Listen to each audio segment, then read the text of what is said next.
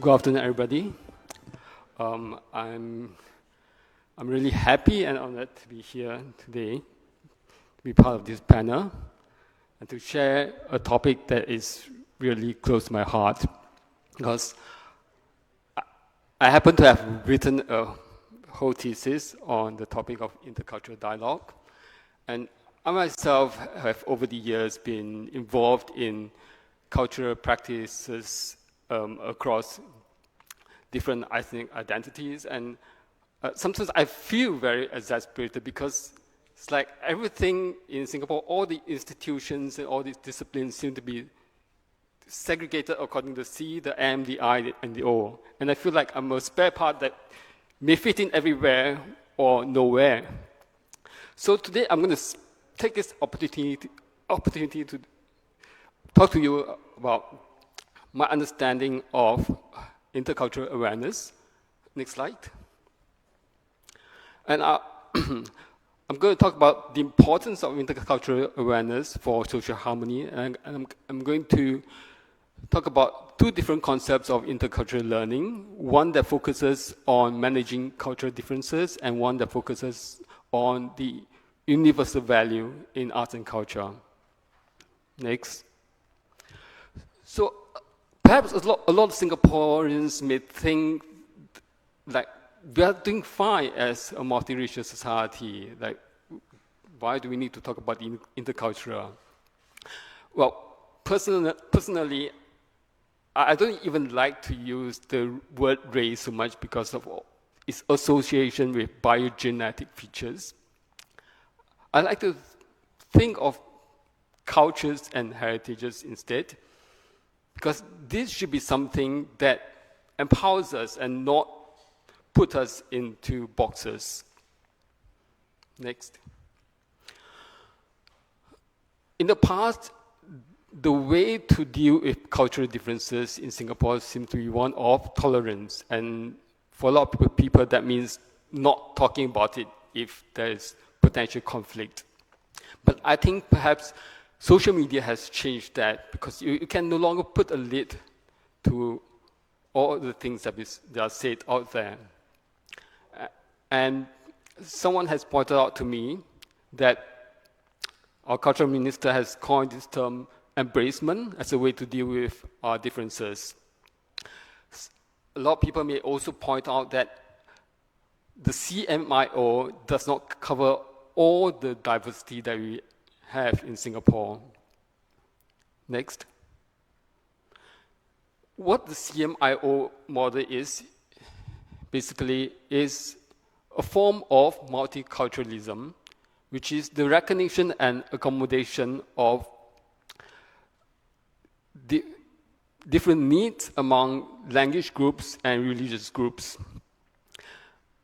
Of course, we are also so differentiated, so there are different circumstances, like we have SEP schools for Chinese and English, but not for the other languages. But we are also aware that we are not a melting pot like America. In Europe, there's a different policy approach that's been termed intercultural dialogue. I'll go more into that later. And that often entails the idea of intercultural competence. Next. And intercultural competence basically refers to knowledge and skills that would help us deal with cultural groups beyond our own. So that may mean being flexible or being open-minded to other ways of life. What it means essentially in the field of intercultural communication is a form of intercultural learning, I would say. And that means acquiring awareness of cultural contexts that are subjective or relative, and thereby learn to interact more sensitively with other people. Next. And this cultural context would include cultural values, which may be embodied in cultural symbols or cultural practices. And the basic idea in such a model is that we learn to be more aware of these differences so that we don't get into a faux pas. We try to avoid misunderstanding, misinterpretation of others' intention and overreacting. Next. Well, I would say this model has actually its own limitations because intercultural communication as a field happened to have actually been developed in America, and sometimes I feel that this model feels a bit like a superhero going from one universe to another. And the strategy here basically is that you try to be invisible. You don't want to be noticed, right? What you're doing is just to understand that there's a different set of rules in different places, which helps a lot if, let's say, you're going overseas for studies or for work for some years, because you can suspend your opinions on differences in moral values, right? But what if, like in the world of the superheroes, like different worlds collide? Next. And that was a challenge for European countries, especially as they face new waves of migrants, and especially after September 11th. So they came out with this idea. They don't want to call it assimilation, but they insist that there should be some form of open and respectful exchange to deal with differences before it escalates into conflicts. Next. So, if you talk about this idea of intercultural dialogue, what level are we at in Singapore? I'll just cite one example now. 2 years ago, a Straits Times reader pointed out that there was a Chinese children's book with a depiction of a dark-skinned school bully with curly hair. And so I was one of those people who discussed this issue on Facebook. And then I thought, that's not enough. So I decided to write a forum letter to the Chinese press. And I must admit, when I'm dealing with people of different language group, I'm acutely aware of differences, and I try to write in a way that will not offend the sensibilities of the different group. But the challenge is we do have a language barrier. So in this episode, I found out a lot of times we seem to be talking past each other. And the same goes with the issue of Chinese privilege, right? Not everybody would agree on what that term should mean and where we should go from there. Next. Now I jump to another episode, the brown-faced ad incident. A lot of you may react very negatively to that, but there are also Singaporeans who may not see immediately that there's anything fundamentally wrong with this. But if you ask me, I would say the problem is perhaps closer to one of cultural appropriation. What we see here is basically a Chinese actor who puts on the disguises of different ethnic costumes and even colors his skin. And that suggests that he's reducing different cultural identities to physical attributes. And at the end of the day, it's so clear that the whole thing revolves around the Chinese consumer, right? And everything else just objectified and secondary. Next. So I think the worst thing that can happen after such episodes is that we say all right, to avoid conflicts, we just move away from other groups. We don't try to do any thing that cuts across cultures to avoid misunderstanding, to avoid accusations of cultural appropriation. I think that would be a very unnecessary reaction. We live in a society, we grew up in what you may call rojak culture. Hybridity is very much part of that, right? We grew up speaking Singlish, phrases like "why you so like that," and even the food we eat. For example, fish head curry. It came about naturally because the Chinese people who enjoyed eating fish head, and then there were Indian restaurants that could cook fish head with curry, and it was a hit. So you can't stop people from innovating. What may be problematic, of course, is, let's say there are restaurants that puts a label, Peranakan, and anything, and then suddenly the prices escalate, right? The people go to talk about it. What does that really mean? Next. If you ask me for, let's say, some examples of best form of intercultural food in Singapore, I would cite the example of halal Chinese food.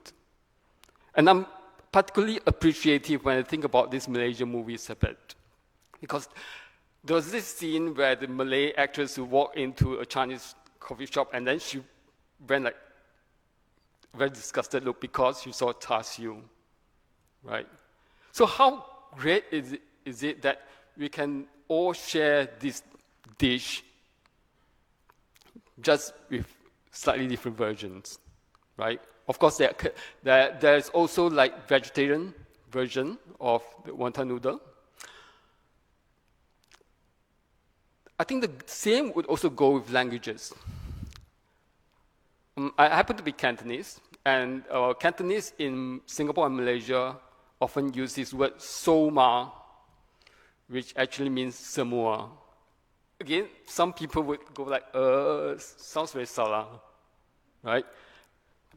But actually, there's also an attitude among some Chinese that, hey, we should keep our language pure. Like, we should speak Beijing Mandarin, or we should just erase non-Chinese words from Cantonese. But I think this is something that we should really accept. This form of hybridity is very much of our reality. Next. And from language, let's look at music as a universal language. Some of you might have seen performances by Faisal. He fell in love with the sounds of guzheng when he was a teenager, and since then he has started playing not only Chinese tunes, but also Malay and Indian tunes on the instrument. And to him, it's just an instrument like the guitar. You need not be bound by these categories or notions. And do we say that this is a form of cultural appropriation? But this guy spent a lot of time and effort in it. So it's something that we should acknowledge. Next. In fact, sometimes I feel that the problem in Singapore is that we are too spoiled for choices. We are a global city for the arts. We have all these performances and festivals that we can choose from, that we tend to forget a lot of little endeavors in our community. I once learned to play the sitar under the late Sharafa Kanji. And he would perform not only classical Hindustani music, but also incorporate tunes that were Malay, Chinese, or Bengali. And he even recorded a CD with us.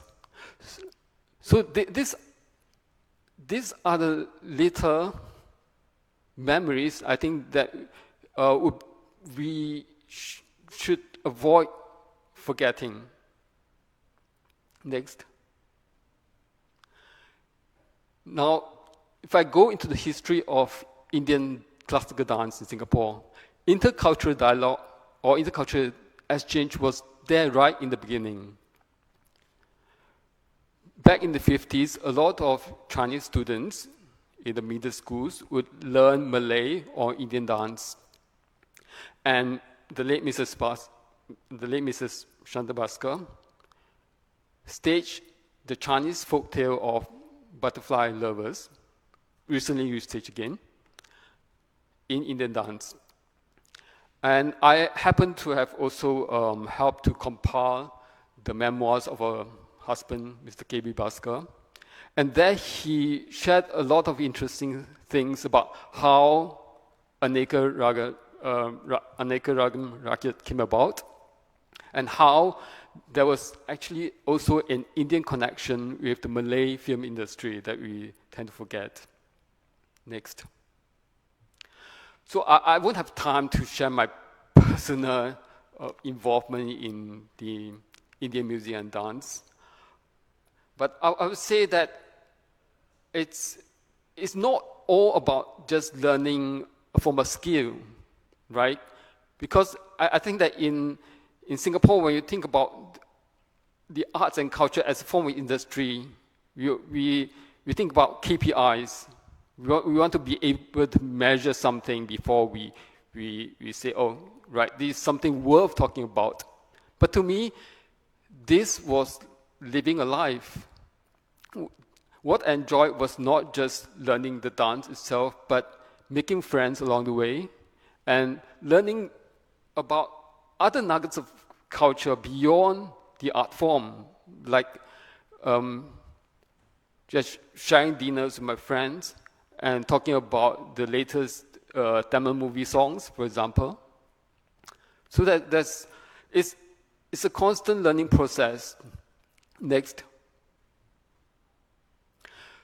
So I would like to propose a second concept of intercultural learning, which is one that's centered on the appreciation of cultural values as embodied or as representing the diversity of cultural heritage in a city, a country, or a region.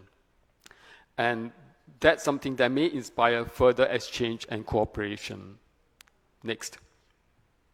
So for the last part of my presentation, I would like to invite you to maybe think along with me on how we can extend such idea of intercultural learning to physical heritage.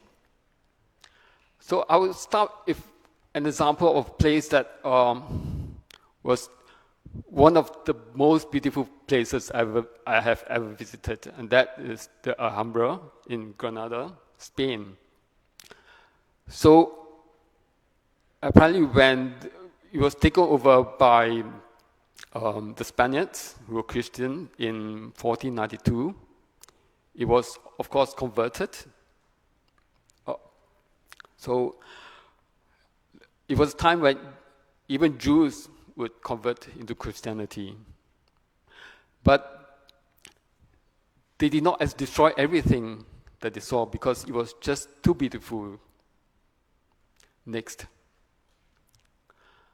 So let's look at something more humble but closer to home. Georgetown in Penang. Actually, the shop houses there, of course, bear a lot of resemblance with what we see here in Chinatown or other places. But in Chinatown, a lot of times we too absorbed in the narratives about economic and urban development. So what we see represented a lot of times would be the coolies and the Samsung women. And so sometimes it feels almost like poverty porn. But actually there's so many stories that you can explore. And in the case of Georgetown, they have emphasized that the place is a living testimony to a multicultural heritage with living cultures from music to dance to festivals and so on. Next. So can we maybe think about how we can explore other ways of interpreting the various old ethnic quarters in Singapore, Chinatown, Kampung Glam, Little India, or even other places in between, like the gay world that was mentioned. Next. So intercultural is about a lot of things. It's not about erasing cultural differences. It's about respect. It's not about creating just a kind of product for the cultural industry. Next. And it's a dynamic process where we learn to share cultures and we celebrate our diversity in a way that's open-minded. And certainly key challenges would remain, like how we can build connections across those lines that we've been living with for the longest time, like the prescribed notion of the CMIO, which is something that we cannot totally dismiss, but we can keep fine-tuning it, and we can keep building networks to work together and live together. Thank you very much.